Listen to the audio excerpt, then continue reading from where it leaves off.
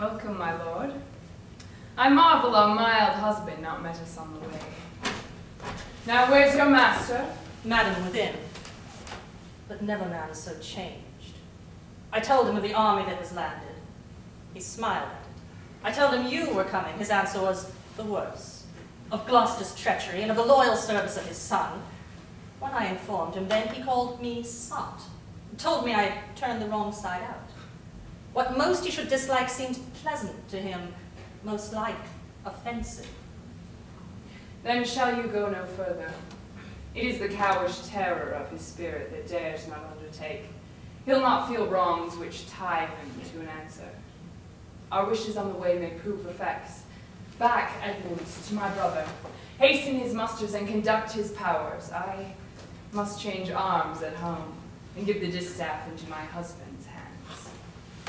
This trusty servant shall pass between us.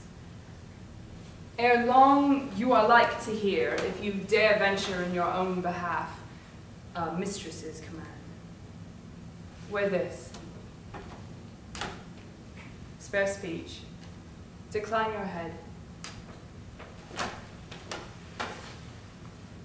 This kiss, if it could speak, would stretch thy spirits up into the air, conceive and fare thee well. Yours. The ranks of death. My most dear Gloucester.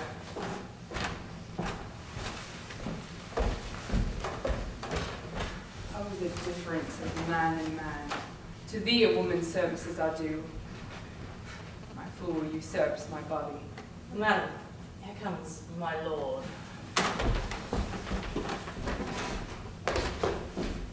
I have been worth the whistle. Oh, Goneril, you are not worth the dust which the rude wind blows in your face. I fear your disposition. That nature which condemns a torch which cannot be bordered certain in itself. She that herself will sliver and disbranch from her material sap, perforce must wither and come to deadly use. No more, the text is foolish. Wisdom and goodness to the vile seem vile, filth savor but themselves. What have you done? Tigers, not daughters, what have you performed? A father and a gracious aged man, whose reverence even the headlock bear would like. Most barbarous, most degenerate have you met. Could my good brother suffer you to do it? A man, a prince by him so benefited? If that the heavens do not their visible spirits set quickly down to tame these vile offenses, it will come. Humanity must perforce prey on itself, like monsters of the deep. Milk-livered man, that bears a cheek for blows, a head for wrongs, who has not in thy brows an eye discerning thine honor from thy suffering. That not knowest fools do those villains pity, who are punished ere they have done their mischief. Where is thy drum? France spreads his banner in our noiseless land. With plume and helm, thy state begins to threat, whilst thou, a mortal fool, sit still and cries, Alack, why does he so? See thyself, devil! Crop deformity seems not in the fiend so horrid as in woman. Oh, vain fool! Thou changest in self-covered thing for shame, but monster not thy feature. Were it my fitness to let these hands obey my blood, thereafter not to dislocate thy flesh and bones, however thou art a fiend, a woman's shape doth shield thee. Marry, no manhood? You. What news?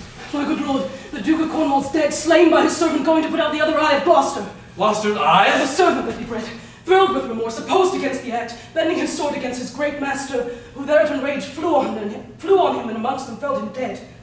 But not without that harmful stroke which sin had plucked him after. This shows you are above, you justicers, that these are nether crimes so speedily convenged. Oh, poor Gloucester, lost his other eye? Both, my lord. This letter, madam, craves a speedy answer. 'Tis from your sister. One way I like this well. But being widow and my Gloucester with her, may all the building of my fancy pluck upon my hateful life. Another way, the news is not so tart. I'll read an answer. Well, where was the son when they did take his eye? Come with my lady hither. He is not here. No, my good lord, I met him back again. Knows he the wickedness? Ah, my good lord, was he informed against him and quit the house on purpose that their punishment might have the freer course? Gloucester, I live to thank thee for the love thou showest the king. to revenge thine eyes. Come hither, friend, and tell me what more thou knowest.